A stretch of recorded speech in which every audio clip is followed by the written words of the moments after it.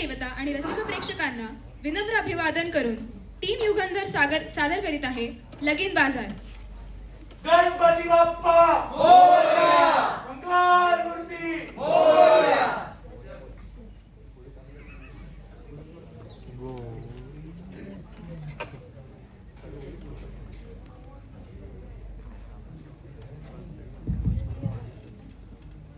Hello साहेब, लिकीचं लग्न आहे हो, पैशांची नड आहे हो. काही होतंय का बघा ना प्लीज.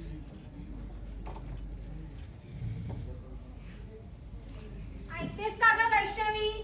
झालं का तुझं आवरून? इथे मुलांकडचे येतच असतील आणि अजून हिची तयारी बाकी आहे. तर काय एवढा काही गडबड करते, जरा शांत राहा, सगळं काही नीट होईल बघ. हो, तुम्हाला कोणी विचारलं का? इथे एवढं काम बाकी आहे आणि तुम्ही पेपर वाचत बसला. मग काय करू, सकाळपासून बघतो हे कर ते कर चाललंय, शांतपणे बसतो तर तेही करून देत नाहीस. कधीतरी बायकोनी सांगितल्याशिवाय पाऊल उचलून बघा. सगळं काय मीच सांगायचं का? बघा, तुम्हाला ओरडण्यात विसरली, पाहुण्यांसाठी पेढेच नाही आणले. म्हणून तर सांगतोय ना, शांत ठेव थोडं डोकं, सगळं काही नीट होईल बघ. ही घ्या पिशवी आणि लक्ष्मी फरसाणवाल्याकडून आत्ता अर्धा किलो काजू कतरी घेऊन या. बर, काय पिशवी पटकन दिली? या. आलो. हॅलो रश्मी, हा मी आज हायरिंग केली आहे. ते उद्या सीवूडच्या आउटलेटचं बघून घेशील हा? ओके, नक्की. अगं, आजच्या दिवशी तरी काम नको करूस ग. काम करावं लागेल ग आई, नाहीतर गरजेच्या दिवशी सुट्टी मिळणार नाही. ते सगळं मला नाही माहिती, तू इथे येऊन बस. का? अच्छा आई, सांग ना, मी कशी दिसते? खूप चांगली दिसतेस, बस तिथे. बाळा, आतापर्यंत तुला खूप स्थळं आली आहेत, पण समोरच्यांकडनं दरवेळेला नकारच मिळाला आहे. हे स्थळ तुझ्या बाबांनी खूप मेहनतीने शोधून आणलंय, तर यावेळेला जुळवून घ्या बाई. आई, मला माहिती आहे, पण ते स्थळ माझ्या हातात नव्हतं, तरी त्याला मी काय करू शकते? आई, एक लक्षात ठेव बाळा, तुझ्या बाबांनी रक्ताचं पाणी करून तुला शिकवलं आहे आणि आता ही दगदग त्यांच्याकडून सहन होत नाही ग. ते तुला सांगणार नाहीत, पण त्यांच्या चेहऱ्यावरून दिसून येतं. मला माहिती आहे काय, आणि मी कधी पप्पांच्या शब्दाबाहेर गेले का? मी करते प्रयत्न आपला. ठीक आहे, आता आवरून घे, मुलांकडचे येतच असतील.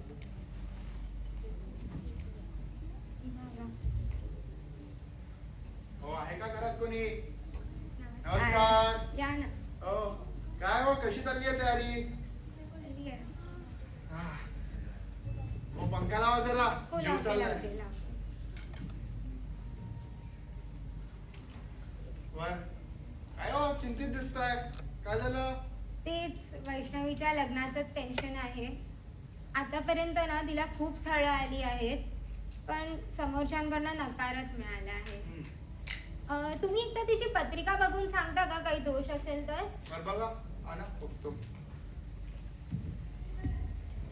हां, ही घ्या तिची पत्रिका.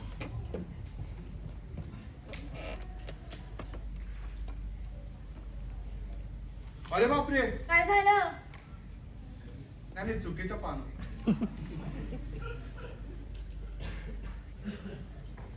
आहे. काय आहे?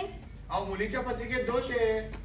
असं काय बोलतात गुरुजी तुम्ही? अहो, मुलीच्या पत्रिकेत काळस्त्र दोष आहे. म्हणजे जर वैष्णवीचं लग्न पुढच्या 3 महिन्यात नाही झालं तर आयुष्यभर ती अविवाहित राहील. हो, हे काय बोलतात तुम्ही? ह्याचं काही पर्याय असेल ना?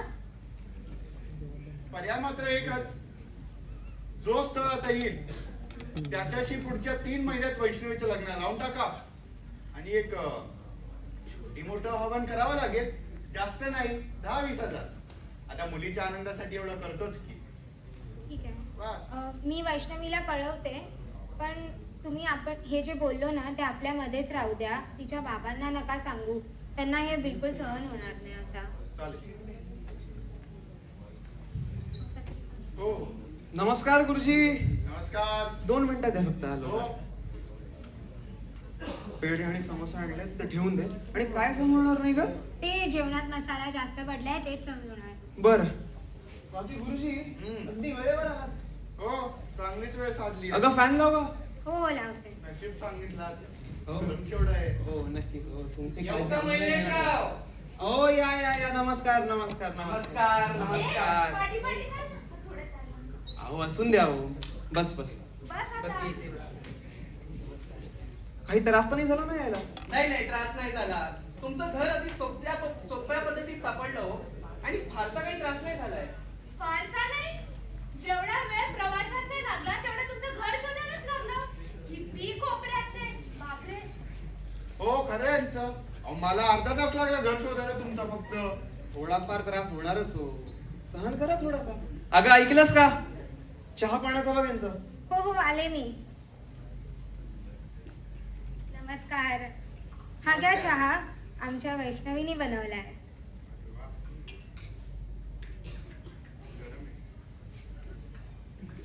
येतेच आहे ती. हो हो हो.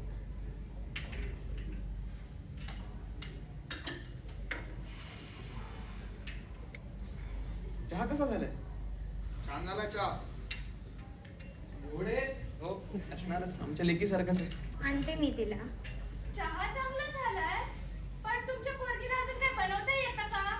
कसं आहे ना, माझ्या पोराला खूप खायला लागतं. हो हो येतेच आहे ती. येतेच, पोहे येतेच. आणि समोसे घेऊन येते. अगं वैष्णवी ऐकलंस का?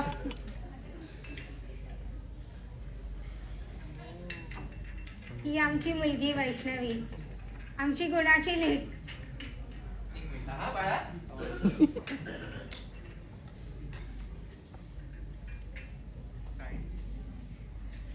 नमस्कार. नमस्कार नमस्कार.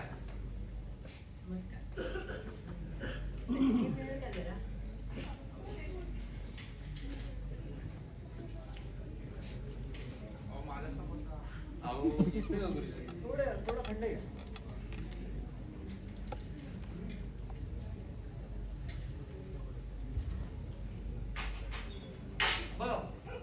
बस बस बस.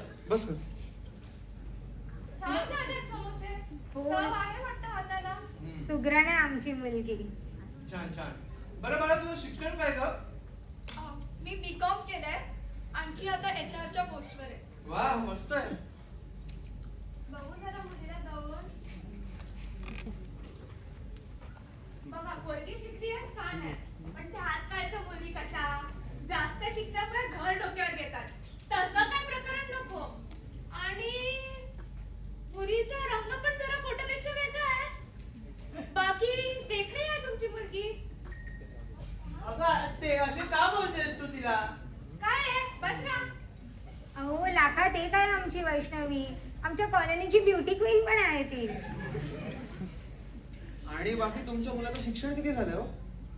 मी 12वी केलंय आणि त्यांनी इलेक्ट्रिकल अप्लायन्सेसचा बिझनेस आहे. बरं बिझनेस आहे का? हा मग माझ्या नंतर तोच सांभाळणार. बरं. वा मुलाचा बिझनेस आहे. मुलगा देखणा आहे. आम्हाला पसंत आहे. काय मुलगा कसा वाटला? सुपारी फोडता येईल म्हणजे. मला कशी वाटली रे मुलगी?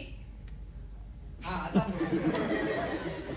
बरं मग मुलांनी एकामेकांना पसंत केला आहे तर मग लग्न ठरलं तसं समजूया. आणि आता लग्नाचं बोलताच आहोत तर जरा घेण्या देण्याचं पण बोलूनच घेऊया आता. अहो घेण्यात देण्याचं काय हो? जे आमचं आहे तेच आमच्या लेकीचं असणार आहे. आणि एकदा का लग्न झालं की ती संपत्ती तुमच्याचकडे येणार आहे ना. अहो तुमचं ते तुमचं. आमच्याकडे अशी काही पद्धत नाही. माझ्या लग्नाला तर माझ्या भावानी आणि माझ्या बाबांनी मला 4 तोळा सोनं दिलेला आणि माझ्या नवऱ्याला 7-8 लाख रुपये. माझ्या एकुलत्या एका भाच्यासाठी किमान 10-15 लाख आणि 5 तोळा सोनं तर अपेक्षितच आहे ना. अहो पण आमचं तशी परंपरा नाहीये. हे बघा जर ऐपत असेल तर करा मुलीचं लग्न थाटामाटात. नाही तर मग आम्ही येतो. तुम्ही बोला. आलो 2 मिनिटं.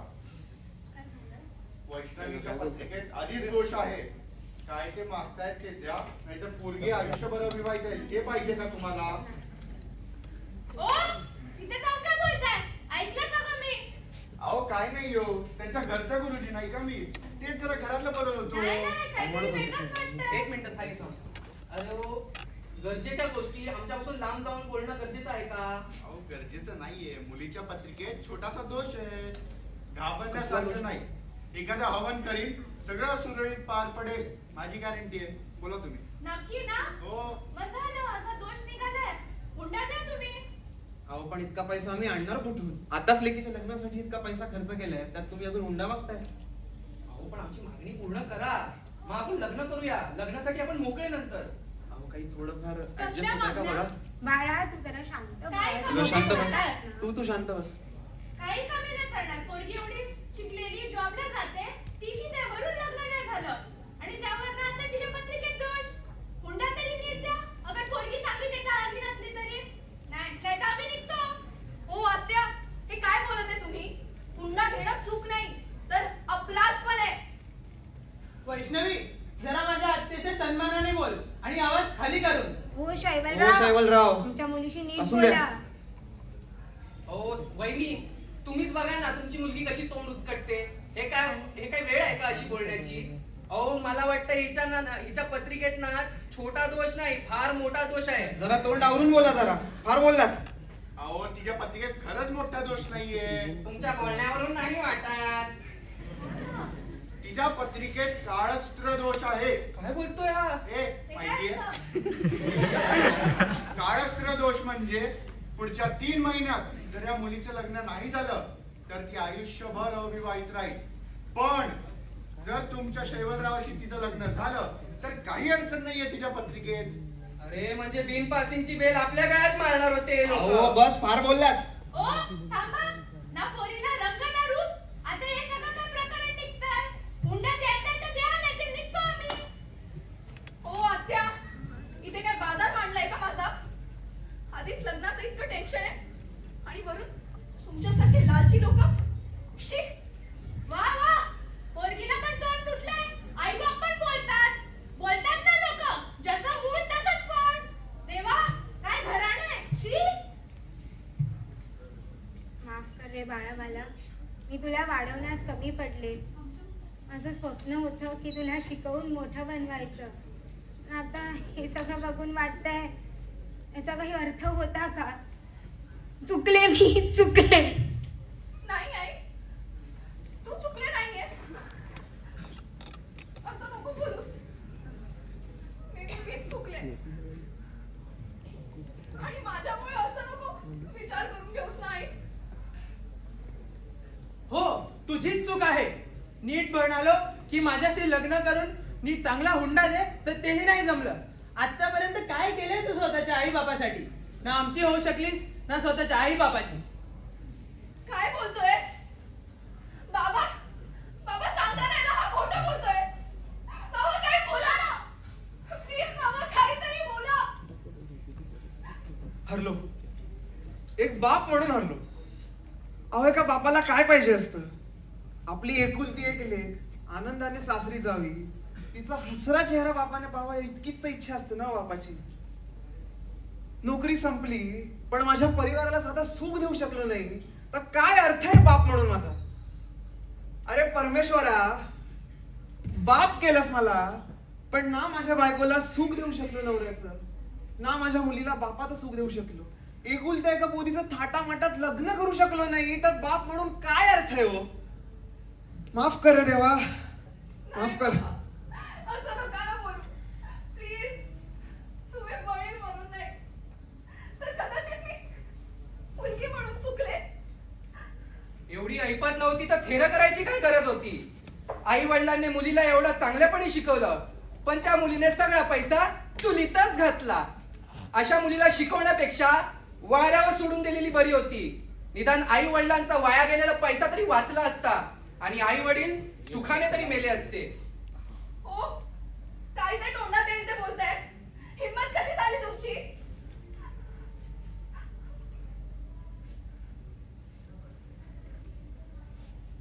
पण खरंच अवसरच तर नाहीये वैष्णवीकडे.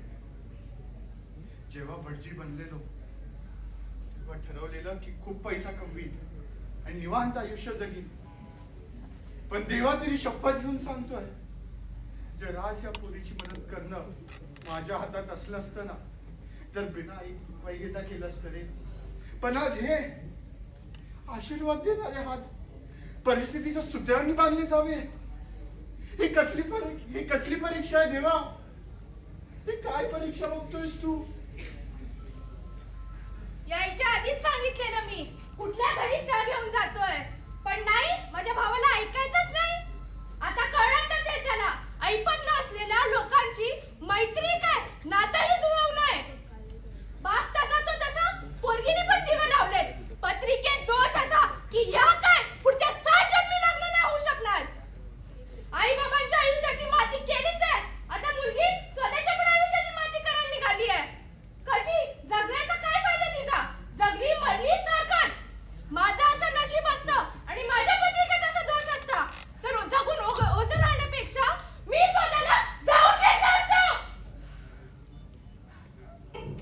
तुझी चूक आहे. आई वडील सुखाने तरी मेले असते. चुकले मी, चुकले. बाप म्हणून हरलो. काळस्त्र दोष. स्वतःला जाऊन घेतलं असतं. जाणून घेतलं असतं. जाणून घेतलं. झालं बोलून की आणखी काही बोलायचंय तुम्हाला? माझ्या आई वडिलांना पण नाही सोडलं हो तुम्ही. एका स्त्रीवर अत्याचाराची खबर ऐकल्यावर आश्चर्यचकित होणारा हा समाज, स्त्रीवर दरवर्षी वेगवेगळ्या प्रकारचे अधिकार जमवणारा हा समाज, का का पैशांवर तोलला जातो हा समाज? काय आहे हा समाज? खूप झालं. आत्या बरोबर बोलत होत्या. जाणून घेणंच बरोबर आहे. तेव्हाच या समाजावरचे डोळ्याची पट्टी उघडणार आणि मला न्याय मिळणार. खूप झालं.